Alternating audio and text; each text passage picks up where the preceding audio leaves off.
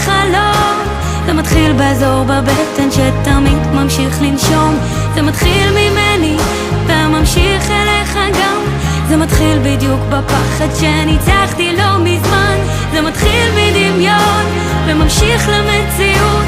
זה האומץ להפוך את הקשיים להזדמנות.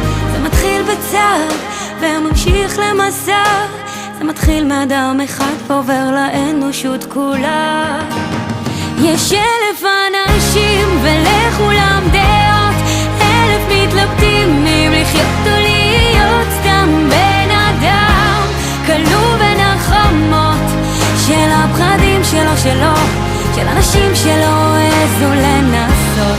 תהיה האיש שלא פחד, שלא חשב יותר מדי מה יאמרו ואם כדאי, הכוונה תהיה לך כיוון.